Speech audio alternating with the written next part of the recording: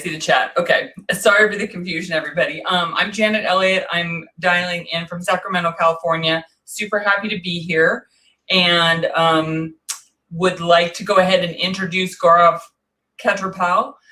He's the Chief Learning Officer at MTX, 6-time Salesforce MVP. We will hold questions to the end. You can either put them in the chat, or we can allow you on the audio video if you have questions towards the end. So with that, I'll go ahead and hand it over. Yep, thank you, Janet, and thank you for taking time so late on a Friday evening to do this. Really appreciate it. Okay, I'll just put it in the presentation mode, and then we'll get started. Okay, I'm hearing everybody can hear me all right. So if there are any issues, I'm monitoring the chat on my other computer, so do drop in a note. Okay, excellent. So good morning, good afternoon, good evening, depending on where in the world you are joining from. And welcome to Pakistan Dreaming. This is pretty much the first session after the keynote, and I'm really excited for not just the Pakistan community, but the global Salesforce community for this event. I think it's been a while since we had any Salesforce community events, and then there is that small little conference called Dreamforce happening later this week as well. So over the next 45 minutes, I'll kind of walk you through the 3 most important questions which come to mind about Salesforce certification: the what, why, and how. This session is equally applicable if you are a beginner in the Salesforce ecosystem, if you've been around for a while, or if you have been expert and done several certifications. I'm hoping that I can share a few things which would be equally relevant to everybody. So this is what we'll cover over the next 45 odd minutes. I'll kind of walk through my Salesforce certification journey, and then we'll cover these 3 important aspects of the certification. I'll talk about my prep strategy in terms of how I usually take on any exam and how I prepare for it. And then probably the most crucial bit is when you are in the exam, the prep is done, everything else is done. You are there for those 90 minutes or 120 minutes. How do you make the best use of that time, and how do you give yourself the best chance to pass that certification exam? So some things which you might already know, I'll kind of just reinforce the message and share some tips and tricks in terms of some of the things which have actually helped me as well. Before I start, a huge thank you to Hamza, Kurat, and Badr to put together this conference. It's not easy to do an event, and it's not easy to do an event in the times when the world is going through a pandemic, and they've done a fabulous job right from the time when the event was conceptualized, the event was announced, the call for speakers. They've been very organized in terms of how they've dealt with speakers and how everything has kind of moved from one milestone to another. And it's a lot of work. I mean, we have done some events. I've been on the other side, so I know that it's a lot of work. So a huge thank you to you, and good luck. And I'm really, really hopeful that this event will be a huge success. And sometime in future, you will be able to do this event in person as well. The reason I'm here is you are here, we are all here because for the love of Salesforce. And again, the best part of the community is that it transcends geographical borders. And again, thanks to COVID, a lot of events are virtual, so it's sort of a blessing in disguise as well. But if you are in this session, I would recommend you stick around and attend sessions whole day. I've pretty much blocked off my calendar for today to attend a number of sessions which I've bookmarked, and really good sessions across multiple tracks: admin, developer, architect, and then some other sessions as well. The problem with virtual sessions is I don't really know what you're doing. You might be having your breakfast, you might be snoozing around, or you might be just falling off your chair or your bed. So while I can't nudge you in physically, I do recommend that you use the chat. There is also a Q&A section in this particular, in the right sidebar, or you can use the chat, whatever works.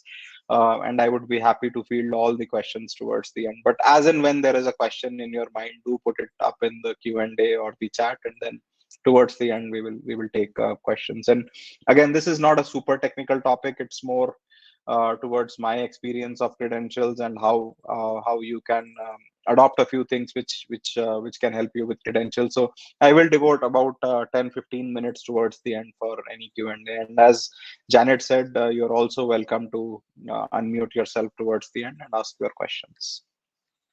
A little bit about me. I always say I've been very fortunate to be in the Salesforce ecosystem for a long time. I started off in 2007, so it's been almost 14 years now, and it's been a very rewarding journey. And that was moving to Salesforce ecosystem was probably the best decision I took in my career. Again, I've been very humbled that Salesforce recognized me as an MVP starting in 2016. I work for a company called MTX Group. We are a Salesforce partner. We are headquartered in US, offices in Frisco, New York, and then a few engineering centers in India.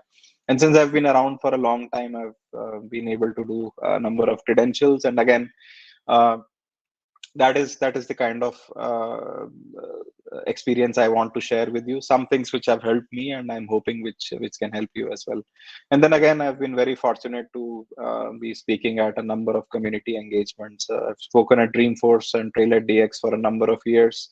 I'm missing out on Dreamforce because of the pandemic this year, but again, other events, London's Calling, Cactus Force, and a few other events as well. I do lead a developer group in the Pink City of Jaipur in India. It is one of the more active groups. And I've been a certified technical instructor, and I've taught several Trailhead Academy courses in the past. So a little bit about my certification journey, and then I'll try and connect the dots in terms of how I approached each of these learning milestones, and depending on where you are in your journey, how you should or how you could actually structure your journey as well. So as I said, I entered 2007. I entered the Salesforce ecosystem. This wasn't by choice, really. It was more by chance. I had to move back to my hometown, and the company which I joined, they had started exploring Salesforce, and they asked me to explore a few things, and it pretty much stuck. I won't say that it was love at first sight or love at first org, because I was doing systems programming, protocol stacks, device drivers, the geeks that you see with lots of gadgets and wires around their desk, and just moving from that to doing things in the browser. And it wasn't really, I would say, exciting, but again, as I spent more time, it kind of grew on me, and I began to appreciate how powerful the platform was. 2009 was when I actually got my first certification, which was the old Force.com developer certification. 2012 was a time where I was going through some personal challenges, and I just decided I'll walk away from the ecosystem and I'll do something else. But thankfully, sanity prevailed. I decided to stick, and I decided to make a fresh start. I was in the same organization. I switched roles, and then 2016 my journey again started. I did the admin cert, I did the app builder, I did the PD1, and then since then I kind of never really looked back. So although I started off with the certifications in 2016, but the foundation itself was laid in 2007. So it's been a long journey in that sense. And then I kind of devoted certain years for specific things. 2019, I spent a lot of time learning MuleSoft. 2020, it was all about learning Velocity. 2021 was supposed to be the year when I went for the review board for CTA, but that's turned out to be a little bit different story. But that's all right. And again, as I said, I've been around, and the way I've approached these credentials is I've kind of bucketed them like core platform, admin, PD1, advanced admin, PD2, and again JavaScript, which is kind of inline and does not require a domain knowledge. Then some of the what we call as the green cloud certifications, or sales, service, experience. Because if you work in a project, there is a 90% chance that you will use at least one of these: sales, service, and experience cloud. And again, all the others are kind of in their own niche. So for example, Pardot, there are a couple of certifications. Marketing Cloud, there are 4 certifications. Commerce, it's kind of changed now. The top 2, which are the accreditations, have now been retired. There is the B2C commerce developer, B2C commerce architect, and now there are the B2C and the B2B solution architect certs. Velocity, again, it's kind of in transition. There are 3 certs which have now been moved over to Trailhead. So those are the Omni Studio Consultant, Omni Studio Developer, Industries, CPQ. There are others like Order Management, Communication and Media. Those are still kind of on the Velocity platform, but the plan is I think they'll move everything over to Trailhead certifications in the coming months. And then again, there are certifications on specialized areas like Tableau CRM, Nonprofit Cloud, and others as well. And then there is the whole architect track. If you go for the system architect or the application architect, which in turn leads you to the CTA journey. So again, it really depends on what your sweet spot is, what kind of a role you are in, and then I would advise that you kind of bucket everything accordingly. And then the certified instructor, as I said, I became an instructor in 2016. This is when I was teaching courses for Salesforce, and this kind of opened up a new world in terms of learning a number of other things as well. So okay, so now let's talk about the crux of this particular session, the what, why, and how of Salesforce certifications.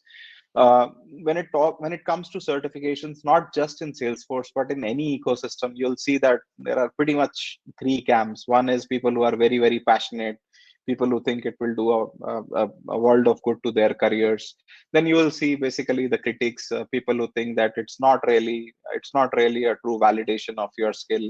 You can actually get certified by dumps. And then there is the third pool which don't really care about certifications. They don't really, they're not in either of the 2 camps.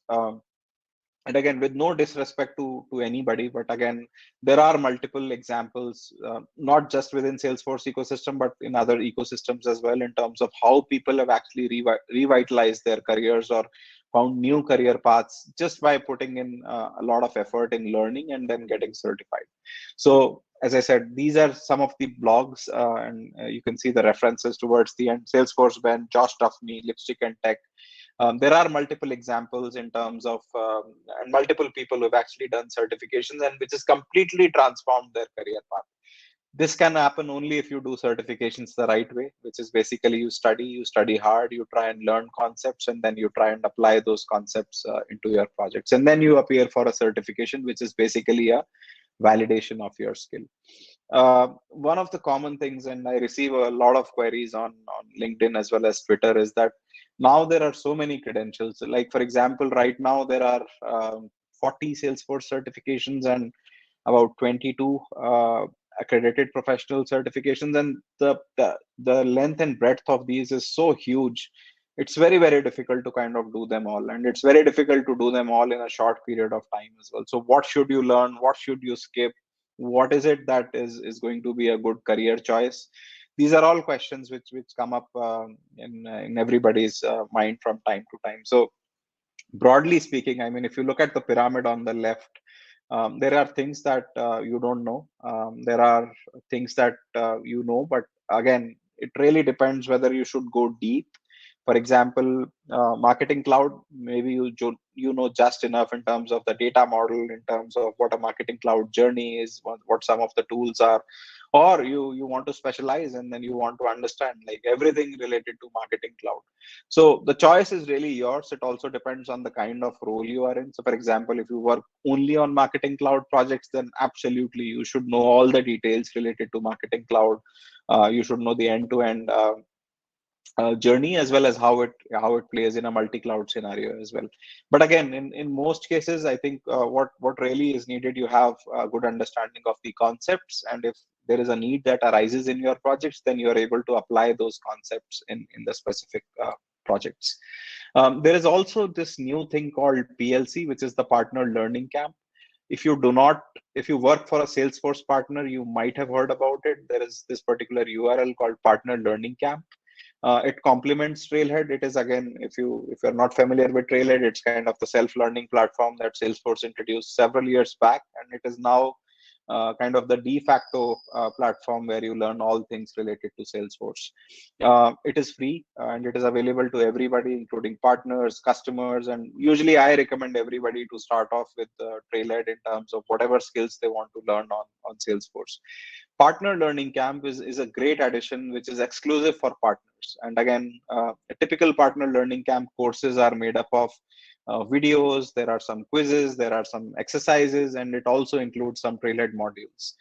The idea there is that Trailhead has, like, as I said, 39 odd certifications, but it does not provide you that specialization. So for example, if you want to, if you are learning Salesforce Einstein, the only certification that's there is now the Einstein Analytics, or now it's called the Tableau CRM. But if you want to do something around Einstein Prediction Builder, Einstein Next Best Action, you might not actually have any credentials for that on Trailhead. And that is where PLC kind of fills that particular gap with accredited professional exams. So, for example, there is an exam for Next Best Action. There is an exam for Einstein Prediction Builder, and similarly for others as well. Like, again, Marketing Cloud, you have Marketing Cloud, Pardot on Trailhead. But if you want to do, for example, like CDP, or you want to do Interaction Studio, those credentials are very, very granular, and that's where PLC provides a lot of good learning resources. And then those exams, on which are called accredited professional exams, are the validation of that particular skill. These are some of the credentials, and again, if you just search for accredited professional credential on Google, you will actually see that these credentials and how they are also different from the Trailhead credentials. But if you work for a Salesforce partner, I strongly recommend you should look at them. These are, I wouldn't say these are easier than Trailhead certifications, but these definitely fill a gap which was there with the earlier Trailhead certification program. So highly recommend you look at that. And then, shameless plug, I also have a blog post about this. If you're confused about what is PLC, what is AP, just search it on Google and you'll probably see a post from me which will walk you through a lot of those details. Now let's talk about the second most important question. Why Salesforce certificates? You can pretty much have a very successful career in the Salesforce ecosystem without doing certifications, and there are people who have done it that way. Personally, the reason I do certifications is three reasons. One is that it brings a lot of discipline to your learning. When you have an end goal in mind, that we all were kids at some stage in our lives, and then um, you remember, I mean, you used to study a little bit more when your exams were approaching, and those habits kind of still stick with us. So one way of looking at is it brings a lot of discipline to your learning. You have an end goal in mind, and as that end goal or your exam approaches closer, you spend a little bit more effort. But again, if you are somebody who's very disciplined, you don't really need that exam pressure. Then if you don't want to do a certification, that's fine as well. Certification does not mean you are an expert in a certain area. It means that you have certain skills which can be validated and which have been validated via the exam. Again, only if you do that exam in a proper manner, you study, you learn the concepts. So a lot of people ask me as well that you have done as many certifications. Are you an expert in this area? And no, not necessarily. I mean, there are certain areas where I'm good at, but there are areas where I know just about enough to get things done, and I know the basic concepts. And then again, the other thing is the job readiness, especially if you are just starting off, or if you are kind of less than 5 years. I've seen people, I mean, who have basically transformed their whole career. People who have switched from jobs from sales, marketing to being a Salesforce consultant or being a developer. And again, that's where it kind of helps you tremendously as well in terms of your career growth. So how do you go about it? Again, when I started off in 2007, it was a completely different world. There was no Trailhead, there was no PLC. The partner community was at a very niche stage. Even the Trailblazer community was kind of going through the initial cycles. Now I think the world has changed for good in terms of, and I always say that the best time to enter the Salesforce ecosystem is now. Everywhere, not just in India, Pakistan, or other places, the demand for Salesforce resources, or the demand for Salesforce skills is increasing. And then there is no shortage. I mean, there is Trailhead, obviously, there is PLC. There are lots of community blogs around specific technologies or specific learning paths. There are community events like this particular event, Pakistan Dreaming, and several other events. And again, for the foreseeable future, some of the events will be virtual. So do make good use of it. All you need is a little bit of time and some passion for learning, and that opportunity is there. Success community or the Trailblazer community. If you are a developer or an architect, and like you want very specific help for certain code, or you want to solve a certain problem either using no code, low code, then Stack Exchange is a great place. again, if you are in the partner ecosystem, lots of good discussions happening on partner community. And then in the last couple of years, I think there have been so many YouTube channels which have come up, SFDC 99, SFDC Fact, several others which kind of walk you through the journey, Apex Hours, things like that, which are doing a phenomenal job. So again, the only entry barrier in terms of you learning something and you getting certified is the barrier that's in there in your head. Otherwise, all the resources that you need to clear pretty much every exam except a few tricky ones like CTA is there, and the opportunity is definitely there. I do read up a lot. Like these are some of the blogs which I read regularly. SFTC Monkey, Force Panda, which is a great blog around flows, Salesforce Hulk, SFTC 99, David Liu, very well known. If you just want to know a little bit more about the Salesforce ecosystem, Z's podcast is very good. Ben Duncombe from Australia does a very good broadcast. And if you don't have a lot of time, you just want to like learn a few things every week, Phil has a fantastic mailing list where he sends out tips every week. And then there are several others as well. SFDC Ben, I think it's very well known. Automation Champion, Jen Lee, SFDC Panther, Ricky Ura, who's actually working for Salesforce and runs a fantastic blog around analytics. Again, these are just examples, and I couldn't really put in all of them because otherwise I would have had 100 slides in my deck. But again, as I said, the opportunity is there, the resources are there, and you just need to make the most out of it. So you have all the resources. Now you want to do a certain credential. How do you really go about it? And again, this is where most people actually fail, that they have a certain plan that I want to do, for example, B2C commerce certification, or I want to become an marketing email specialist or a Pardot specialist. You register for the exam, you do some ad hoc study, that really won't get you over the line. But what will get you over the line, or what will at least help you put in a focused effort if you prepare a study plan. So this is probably the most important phase for me when I take up a new credential.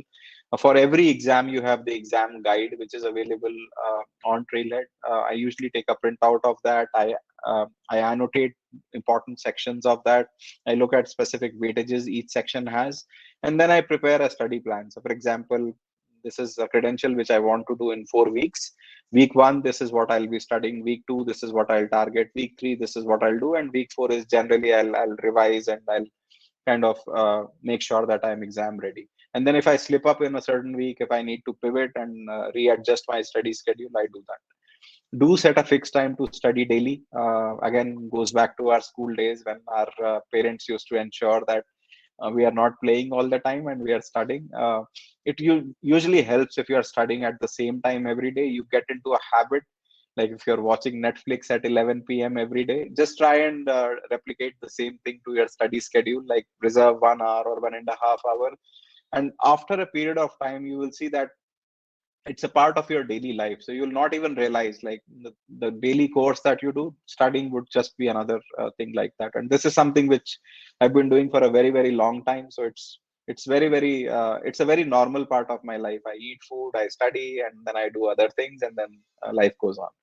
Understand core concepts. Again, if you are getting stuck, ask in these forums like Stack Exchange, Partner Community, Trailblazer Community, or you can just put out questions on LinkedIn as well. There are people who will obviously come forward and help you out. Don't be afraid to ask questions. That's again something which I've seen. Do not hesitate. There are no stupid questions. There are only stupid answers.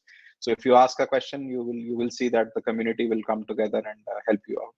Highlight your contributions. Again, this is not to get titles, or this is not to get promotions within your job, but it will actually give you a lot of self-confidence, which will boost you in your career, and which will give you the confidence that even if there is a credential which you think is not in your strengths, you will be able to kind of get the courage to kind of attempt it and hopefully clear it as well.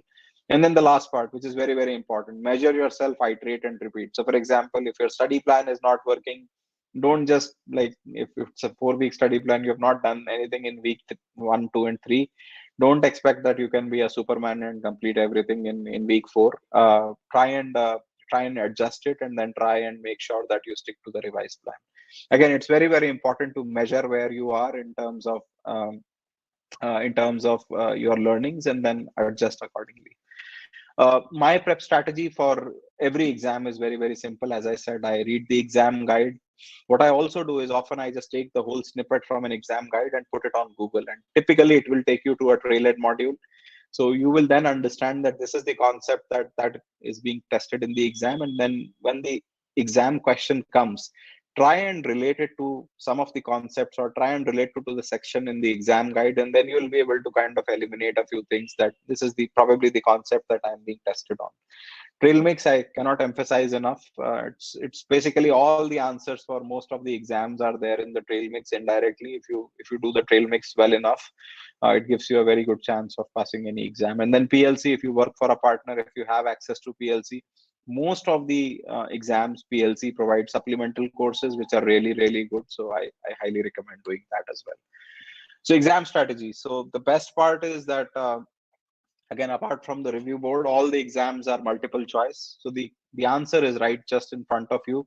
All you need to do is use your mind and then identify it. So pace your exam. All the exams give you plenty of time, like 90 minutes or 120 minutes.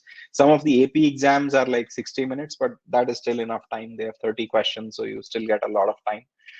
When you look at a question, look for distractors. So typically, and I write a lot of questions for Salesforce exams as well. And this is kind of no open secret that anybody who writes a question, typically they will write some distractors which would look similar to the actual answer. But if you think if you read the question carefully and if you look at the options, you will be able to identify this is probably not the right answer. This is more of a distractor. Put yourself in the examiner's shoes. As I said, try and look at the question and see what is the concept I am being tested for, and then that will lead you to certain clues which can help you look at the answer. Mark for review, very commonly used, and again I do this all the time. Like if there are 60 questions, and unless there is a question which is very straightforward, I would typically mark it for review. And I've seen this, at least in my case, that if you come back to that question a second time, if you come back to that question a third time, your thought process kind of goes deeper as well, that maybe this was the answer I was thinking earlier, but I think that this should be the answer because of, and you will be able to put in a reasoning for yourself. And then again, measure, iterate, and repeat. That's the same cycle. Before I submit an exam, I try and be sure of, for example, if typically most exams have like a 40 out of 60 you need to get 42 questions right, or a 70% pass percentage. I try and look at how many questions are there which I'm absolutely 100% sure that these are correct, and then the educated guesswork kind of follows. So if you divide your exam into these phases, it will help you greatly. Some tips and tricks, as I said, Trailhead has all the answers. Trail mixes are great. The answers are hidden somewhere. If you practice more, you will probably be a lot more confident, and you will have a great chance of passing your exams. A partner learning camp. Salesforce doesn't really promote it very actively, but again, it's a goldmine of content and very handy resource to prepare for Salesforce certifications. If you work for a company which sponsors Trailhead Academy classes, again, as I said, I've taught these in the past. These are taught by some amazing instructors from Salesforce, as well as subject matter experts around the globe. And these go really deep into the concept. So I highly recommend, if you can afford it, then absolutely go for it. There is no substitute for it. Regular self-assessments, again, if you are preparing for a certain credential, just assess yourself in terms of your skills on that subject matter. And then you'll kind of get a sense of where you are and what are some of your gaps. I believe that's it in terms of some of the content which I wanted to cover. And as I said, I did want to leave about 15 minutes for a Q&A. Great. Thanks so much, Gaurav. That was a great presentation. I think that we have one question in the Q&A section, and then if anyone wants to come on camera to ask a question, we can do that also. Just let me know, and I can allow you to come into the presentation. So Muhammad had a question: is it necessary to have practical experience before appearing into a certification exam, specifically B2C commerce? Yeah, so that's a good question, and that's a very common question as well. B2C commerce, unfortunately, the entry barrier is a little bit high. So unlike Salesforce, where you can get a developer org, sign up for it for free, and then keep it for life, For B2C commerce, getting a sandbox is not easy. You need to be employed with a partner who's actually a B2C commerce partner. That is the only way to get a sandbox. The other way is you actually take a Trailered Academy class on B2C commerce, and they give you a sandbox for 3 weeks, which is basically enough for you to practice things and get certified. In general, if you are appearing for any exam, practical experience will help you. It also depends on kind of exam you are giving. So, for example, um, Pardot, if you're giving, or email marketing email specialist, you can probably get away without practical experience. But if you are giving an exam like marketing cloud admin or marketing cloud consultant, then it's definitely important. So it really depends on the exam as well. But in general, practical experience will ensure that you have like deeper knowledge, and that would actually help you with a better chance of passing the exam as well. Great. It looks like, I'm just checking the chat here. It looks like maybe, Harish, did you have a question? It looks like you were talking about finishing mechanical engineering and now you're working as a Salesforce developer. Just wanted to clarify if you had a question with that. If you want to put it in the chat or Q&A, that would be great. And also a reminder that up in the chat, there is the form to enter the raffle for a certification voucher. So be sure to get your name and email in that form, and then we'll run the raffle here when the session is completed.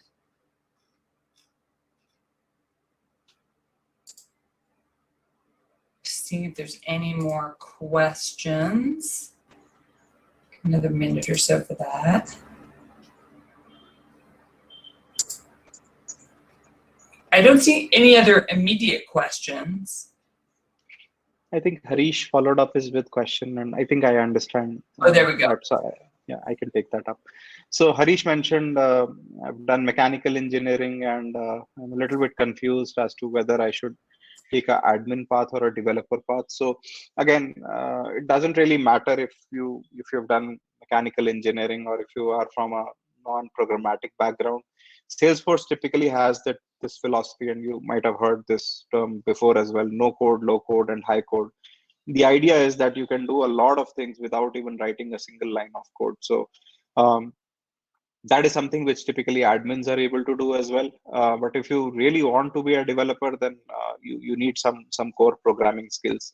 Again, there are a number of ways in which you can learn those skills. There are a number of like Trailered live sessions. There is a program called Salesforce Fundamentals, which is run. Apex Hours runs a lot of sessions on each aspect of Salesforce ecosystem. So it really depends. I mean, if it doesn't really matter if you do not come up from a programming background. If as long as you're willing to learn programming, if you want to be a Salesforce developer, the resources are there. If you want to learn the concepts and then give it a try, I would advise that. Otherwise, Salesforce admin is something that you're not expected to code heavily. You can do a lot of things with the no code and the low code approaches. So that option is definitely there. From a career path perspective, and based on your name, I'm guessing you are in India. So there, and I'm assuming same applies to Pakistan as well, that developer career paths are very common as compared to an admin path. But in the more mature markets, admin jobs are very common as well. So it really depends on a lot of circumstances, where you are located, what really you want to do, what are your strengths, and then choose that path which works best for you accordingly.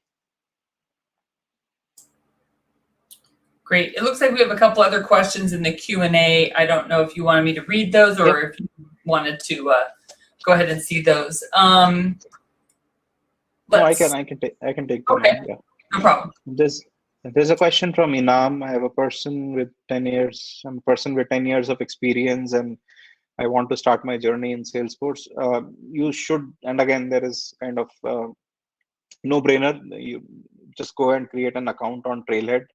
It's a self-learning platform. It's free, and then there are a number of campaigns which Salesforce runs around Trailhead as well. You can start doing the modules. Again, Trailhead is structured in a way that you can do beginner modules, you can do intermediate modules, you can do advanced modules. So since you are just starting off your journey, if you go to Trailhead and then look at specifically the beginner modules, that's a great start. And then once you start getting the hang of things, you can probably enroll for some advanced trainings as well. But a good starting point is Trailhead. Next question is from Javed. I've spent my career as a QA and I have 15 years of experience in QA, and now I want to switch career.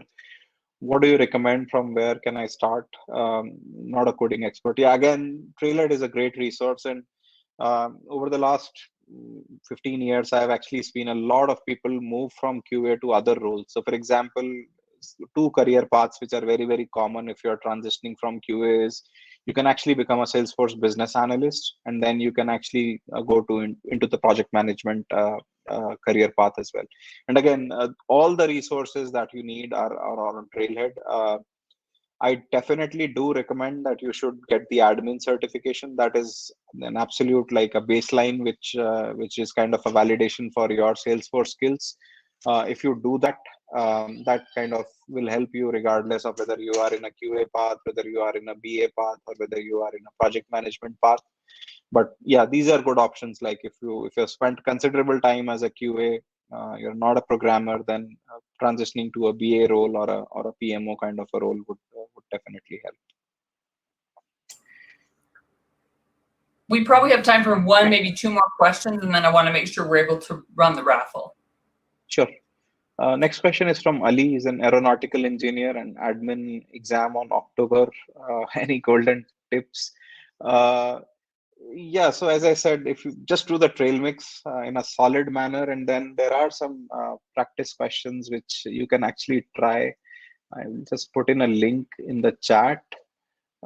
This is basically a site where it's a new Salesforce startup. I've just put in this. It's called SaaSguru. You can actually look at their sample questions as well. Probably not the exam questions, but it will give you a great idea about how the actual exam questions look like. So that should certainly help. Janet, do we have time for more? Or yeah, I think one more is fine. I'm going to put the link to enter the raffle for one last chance, and we'll do one more question. Sure. So Sad had the question about B2C commerce developer cert. Again, I think it's kind of related to the earlier one. Sandbox part, unfortunately, you either need to work for a Salesforce partner or you need to take the Trailhead Academy class to get the sandbox. But other than that, I mean, the resources are definitely there. There is a site called B2C Commerce Developer Center, which has all the information that you will need. And you will actually be able to correlate everything from the exam guide to that developer center. And from a content perspective, that will cover everything that you need for the exam. And then there is also a Pluralsight course that I have, which is usually free. You can get a 7-day trial. That again, you should be able to, if you complete that, there is a good chance that, and you have some practice, then there is a good chance that you should be able to pass the exam. Great. Thank you everyone for your questions, and thank you for joining us.